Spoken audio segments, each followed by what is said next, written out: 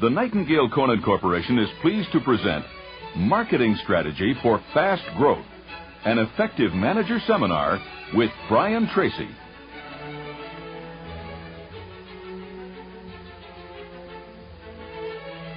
The primary reason for the success or failure of any business enterprise is the marketing function. In all successful businesses, the marketing function is the central core activity of the business. According to Dun & Bradstreet, 48% of all business failures can be attributed to a slowing down or ineffectiveness in the area of marketing and sales.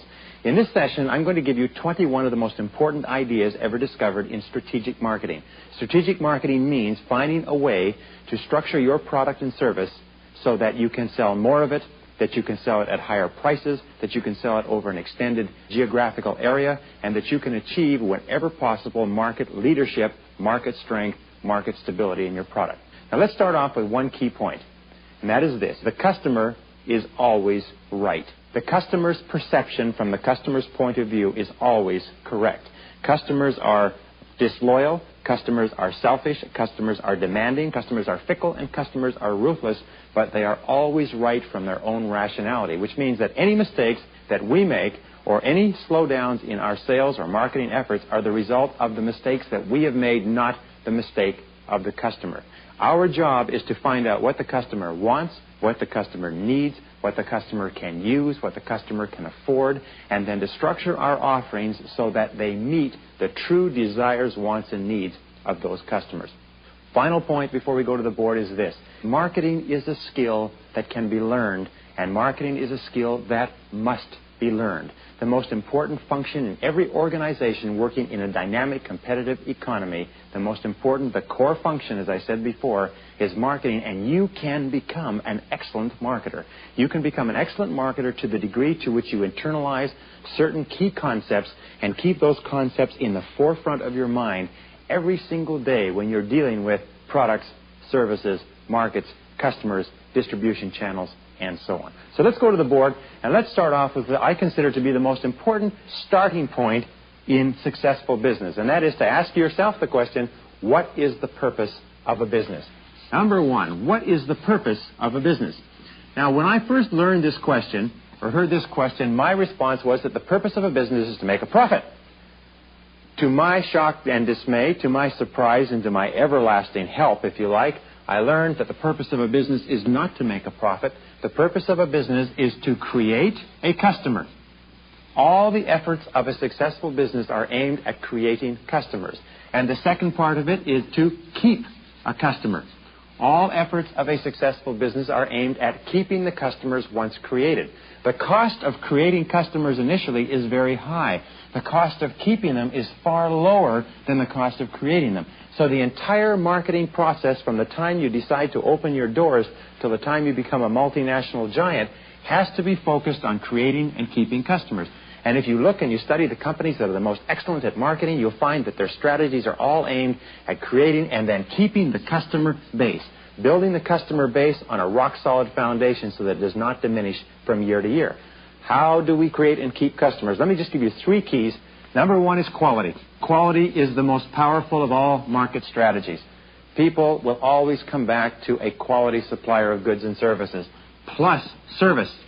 And according to the PIM studies, the most exhaustive studies on profitability factors, quality plus service are the keys that separate the winners. And then today we have one more critical factor. It's called relationships.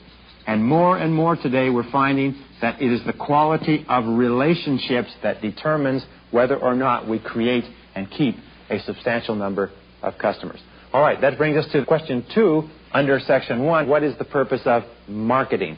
The purpose of marketing is simply this, and you should write this down, engrave it on your desk, and read it every single day. It is to create perceptions.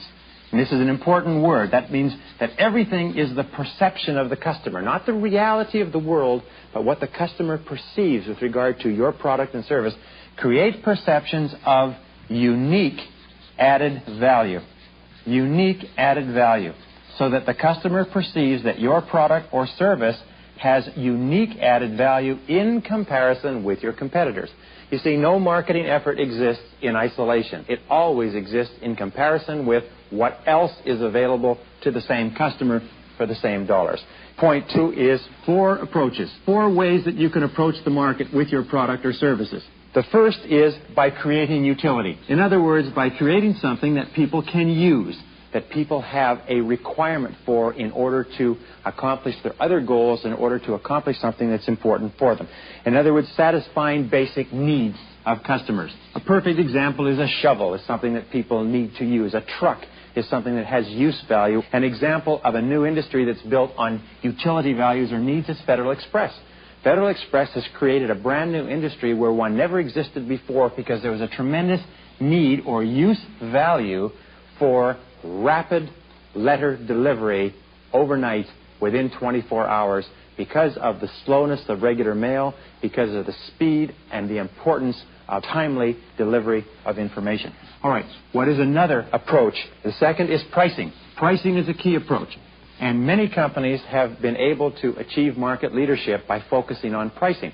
As a matter of fact, what they've found is that the greater your market share, the longer your production runs, the lower your cost of production, the lower you can bring your price down.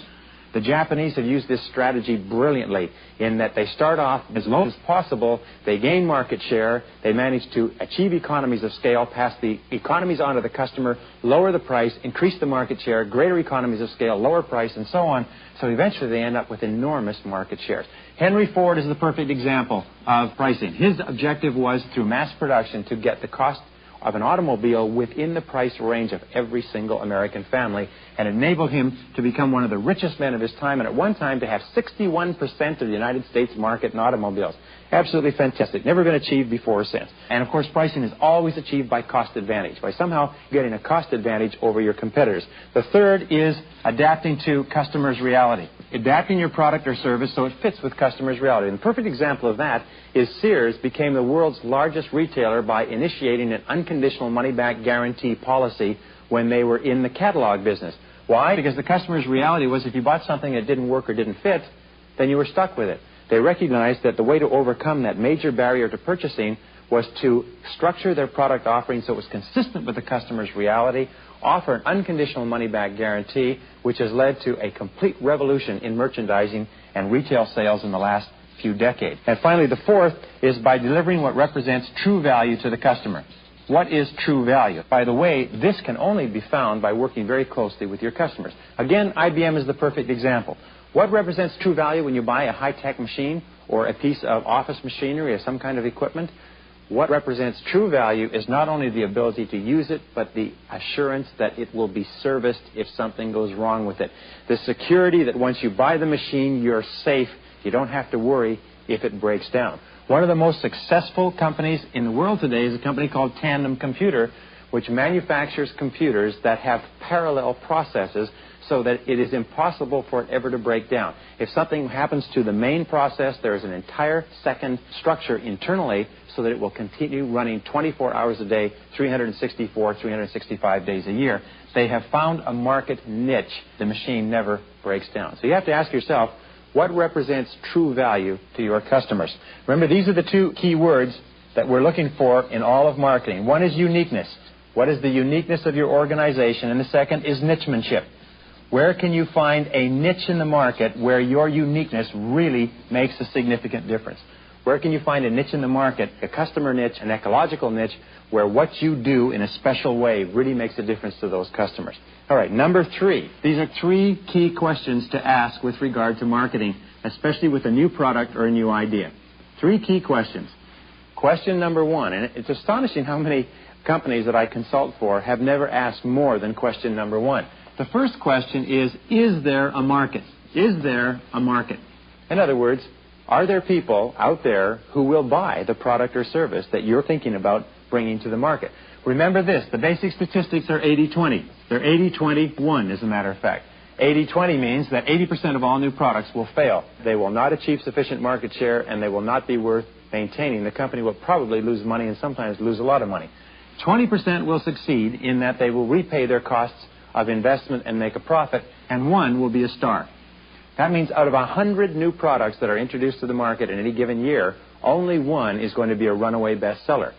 What does this dictate to you? Well, what it dictates to you is you better be darn good and sure that there is a market out there for every single product, and you better bring a lot of products to the market if you expect to come out with a star. B is the market big enough? Now, this is a question that, surprisingly enough, people don't answer.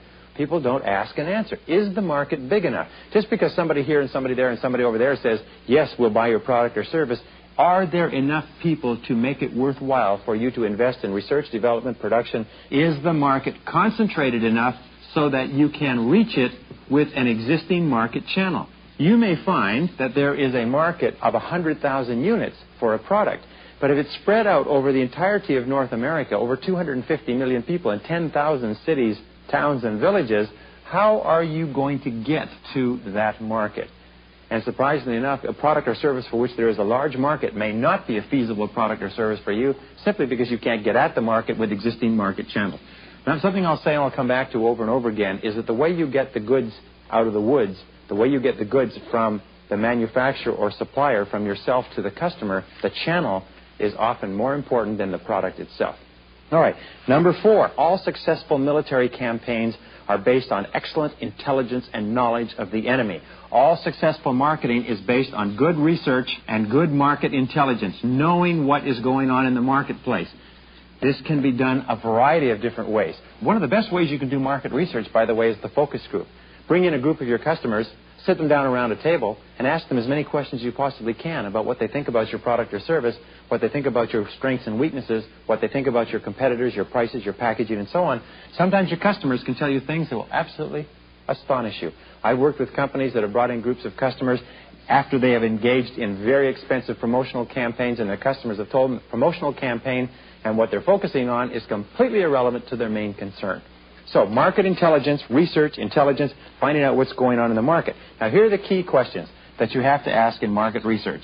Number 1 is, who is your customer? Who is your customer?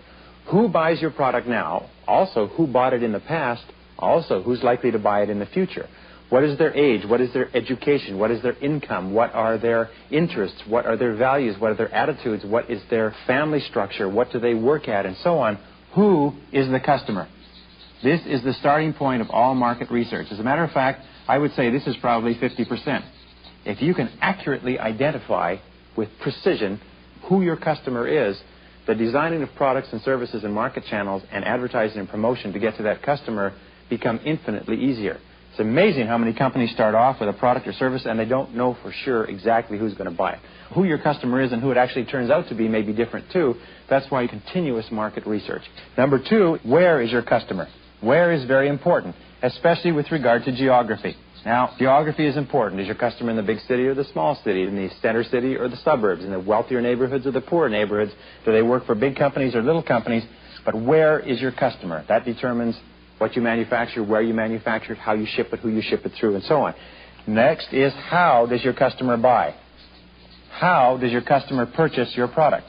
Does your customer normally purchase your product through direct mail, through retail, through wholesale? Do they purchase it at the office or at home? Do they purchase it by multi-level or franchises? Do they purchase it on regular shopping trips? Do they purchase it in conjunction with another product or service, or what? How do they purchase your product or service? So, for instance, there are some products or services that are never bought by themselves. They're only bought when people go shopping to buy other things.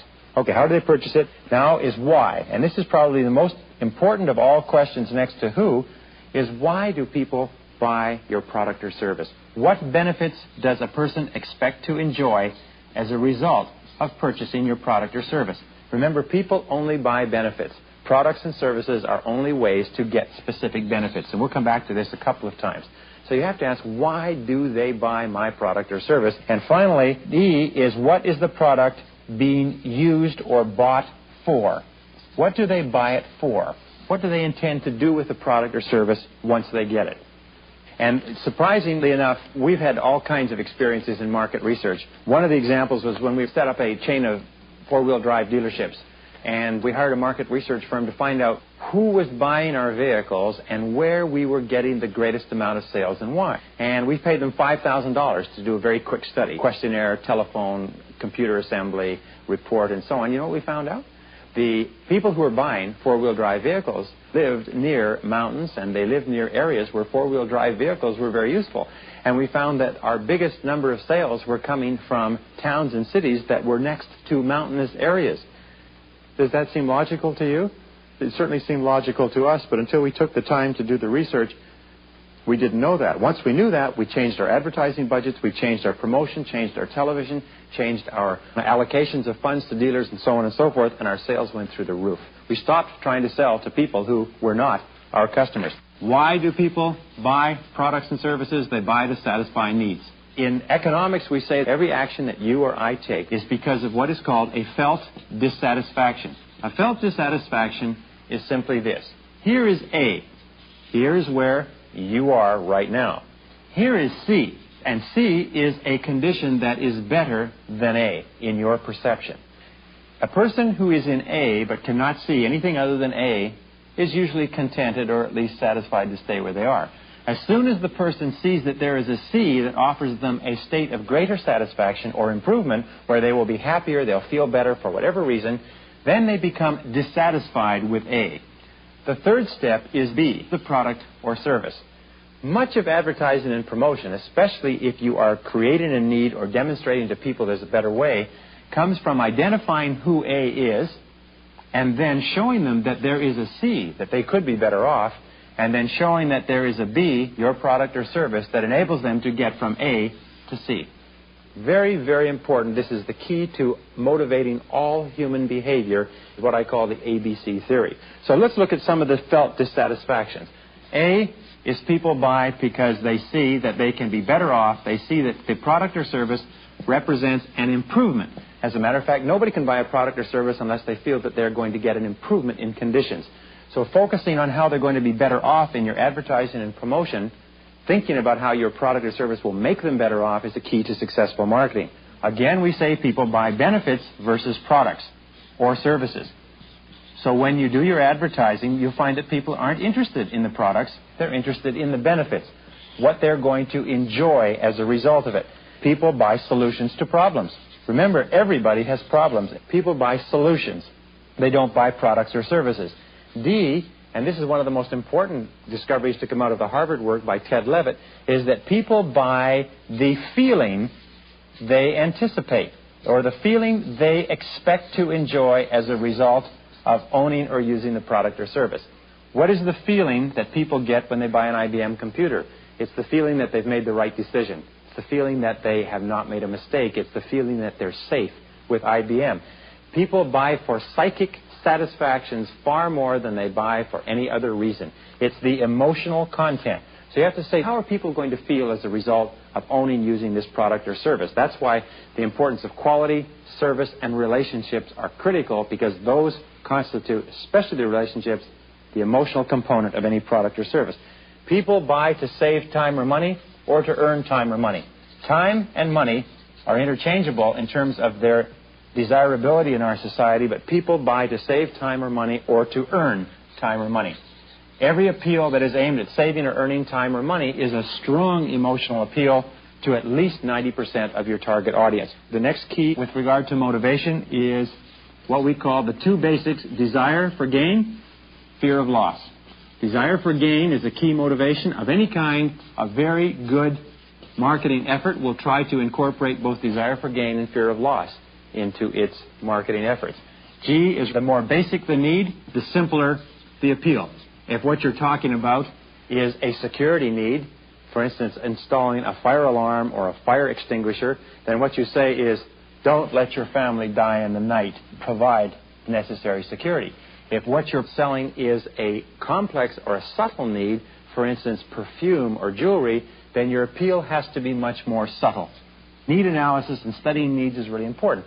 People need security, they need comfort, leisure, love, respect, fulfillment, in that order of progression. And so whatever you're selling, you have to ask yourself, what need does this fill? And that's how you determine what kind of marketing appeal you're going to use. Let's go on to the next one. The next one that we come to, the next point in this, number 6, is competitive analysis. One of the most important things you can do is to think about who it is that you're going to be competing against. Who are your competitors? And here's some good questions with regard to competitors. Your competitors determine how much you will sell. Your competitors determine where you will sell it. Your competitors will determine the size, quality, relative mix of service and relationships that you put into your product or service. And your competitors will determine whether you succeed or fail and how much profit you make on sales and how much return you get on investment. So knowing your competitors is critical. It's like, again, a military campaign. You cannot design a military campaign or win at a military campaign without total consideration of who your enemy is. All right, so the first is who or what is your competition. I mention this because very often you can identify that there's a specific company or series of companies who are your competition. Very often it's what. And often the what is market ignorance. Often your competition, the thing that is stopping you from selling as much as you want, is that people do not know about your product or service. So it could be that what you need to do is public relations, market awareness, advertising, promotion, and so on. Why do people buy from your competition? And be very, very honest. Why? What benefit or advantage do they see in buying from your competition? This is their strength. And in order for you to be successful, you have to be able to offset their strengths and exploit their weaknesses. Third part is why should they switch? Why should anybody switch to you? If you can't give the answer to that in 25 words or less, it means that you don't know what it is. Remember, people don't switch just because you advertise, promote, and have a nice package and are a good person. People switch because they think they're going to be better off buying from you than buying from somebody that they already know. And getting people to switch from a known source of product or service to an unknown source is very difficult unless your advantages or reasons are thought out very clearly. What are your critical assumptions about your competition? And the biggest mistake that we make with regard to our competition is that we do not respect them enough. We do not respect their intelligence and their tenacity and their desire to drive us into the sea in pursuit of market share and profitability. So always assume that your competition is smart, competent, caring, intelligent, and thinking about the same things that you're thinking. Don't ever underestimate them. Ask yourself, what are they doing right? And once you've determined what they're doing right that's getting them market share and sales, ask yourself, how could you imitate? How could you imitate your competition in order to be better? And one final point is ask yourself, who is your non-competitor? In other words, who is selling products and services to your same customers but is not competing with you? Looking at who your non-competitors are sometimes opens up market opportunities. And this brings us to number 7. Number 7 is competitive advantage. Competitive advantage is the key to success. Competitive advantage is the key to high profitability. Competitive advantage is the absolute essential for you to be successful in business. In other words, you have to be the best at something. You have to be the best at something. You have to say, with regard to our customers, we are the best in this critical area. As a matter of fact, everybody in your organization should know exactly why your company and where your company and your product or service is superior to every other competitor in the market. Because if you are not better than your competitors somewhere, somehow, in a market-specific area, then all you can hope for is survival, if that. What you have to do is you have to say, what is our competitive advantage? And if you don't have a competitive advantage, you have to say, what should it be? What should our competitive advantage be if we really want to survive and grow in this market? And then you have to ask yourself, what could our competitive advantage be? And this brings us back over and over again to uniqueness, differentiation. How can you make your product stand out from your competitors' products in a way that your customers will say, hey, that's a better product or service for me than what else is being offered? You remember the purpose of marketing. Remember, this is the most vital factor in all of business success. It's the most vital factor in all of profitability. It determines your level of profits, your level of competitive advantage. And this brings us to number 8. As a matter of fact, thinking about competitive advantage all day and all night is one of the keys to success in business. Marketing strategy means choosing who will be your competition. When you decide what markets to go into, what products or services to offer, you have to say who will be your competitor. Because your competitor, as we said before, is going to have a major effect on everything that you do. If you decide to change markets, change products, change services, change customer bases that you are offering your products or services to, you change your competition. It's as if you have a country and you decide to go to war and you are surrounded by other countries. It's the direction that is going to determine all of your planning, because that's going to determine what country you're going against. So when you look at your competitors, ask 2 things. What are their strengths and what are their weaknesses? All market strategy starts with identifying the strengths and weaknesses of your competitors and finding out ways to minimize their strength and to exploit their weaknesses, simultaneously to maximize your strengths and minimize your weaknesses. And B, with regard to this, what will be the competitive response?